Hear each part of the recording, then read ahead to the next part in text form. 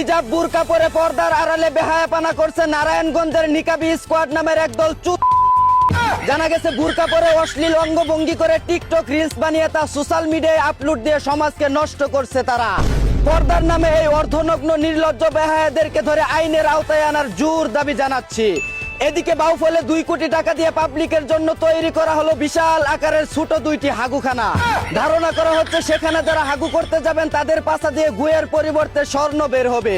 এ খবর শুনে Donald Trump, Elon Musk, Narendra Modi ও নেতা নেতানিয়াহুদের মতো ব্যক্তিরাও সিরিয়াল ধরেছে সেই টয়লেটে হাগু করার জন্য। অন্যদিকে বাড়িওয়ালার মেয়ে হয়ে ভাড়াটিয়ার সাথে গাড়ি মারা দিতে গিয়ে ধরা খেলো এক 12 লাংনি। জানা গেছে বাড়ির উপরতলা ভাড়া দেওয়ার পাশাপাশি গোপনে তার নিচতলাও ভাড়া দিতেন তিনি। বন্ধ রুমে অন্ধকারে তার চাইনিজ তালায় 6 ইঞ্চি চাবি ঢুকিয়ে খোলার সময় আউত আউত করে চিৎকার শুরু করলে সবাই এসে কট দেয় তাদের। এদিকে প্রেমে বিচ্ছেদ হয় আবেগের সুদনে টাওয়ারে উঠে আত্মহত্যার চেষ্টা করছে এক চুদ না। ধারণা করা হচ্ছে 12 বাতারি প্রেমিকা তার টাকা পয়সা লুটে পুটে খেয়ে ফকির বানিয়ে তাকে ছেড়ে অন্য ছেলের সাথে টাঙ্কি মারায় তা মেনে নিতে না পেরে টাওয়ারের 460 ফুট উপরে উঠে আত্মহত্যার চেষ্টা করলে পুলিশ ও ফায়ার সার্ভিস মিলে এই চুদ না প্রেমিককে উদ্ধার করে।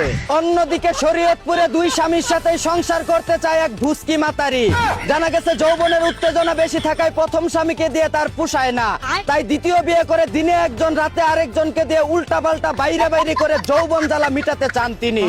এদিকে ফরিদপুরে কুলাকুলি করার সময় বিচিতে চাপ মারায় অজ্ঞান হয়ে গেল এক যুবক। জানা গেছে জমি সংক্রান্ত বিষয় নিয়ে বিচার সালিশে কুলাকুলির মাধ্যমে মীমাংসা করতে গেলে বিচিতে চাপ মেরে তাকে অজ্ঞান করে ফেলায় হাসপাতালে ভর্তি আছেন তিনি। আসলে পুরুষ মানুষের জ্বালাই হয়েছে, রাতের বেলা কারো বউ পাখি কেটে নিয়ে যায়, আবার দিনের বেলা কেউ বিচিতে চাপ মেরে অজ্ঞান কইরা ফেলায়। বিচির নিরাপত্তার জন্য সংসদে আইন পাশ করার জন্য মাননীয় স্পিকারের কাছে অনুরোধ করছি। অন্যদিকে বিসিবিতে পরিচ্ছন্নতা কর্মীদের বেতনের অর্ধেক টাকা মেরে দিচ্ছে একদল দুর্নীতিবাজরা। জানা গেছে তাদের নির্ধারিত বেতন 650 টাকা হলেও তারা পাচ্ছে 300 টাকা করে। বাকি টাকা কোথায় যাচ্ছে তার কোনো হদিশ নেই। এসব চুরি বাটপারি আর 2 নাম্বারের জন্য বিশ্বের মধ্যে বাংলাদেশ হলো 1 নাম্বার। এদিকে আজ 5ই মে শাপলা চত্বর গণহত্যা দিবস। ঠিক 13 বছর আগে আজকের এই দিনে আলেম উলামারা 13 দফা দাবি নিয়ে শাপলা চত্বরে আন্দোলন করলে যৌথ বাহিনীর বর্বর ও নৃশংস হামলায় ছাত্র সহ একাধিক আলেম উলামারা নিহত হয়।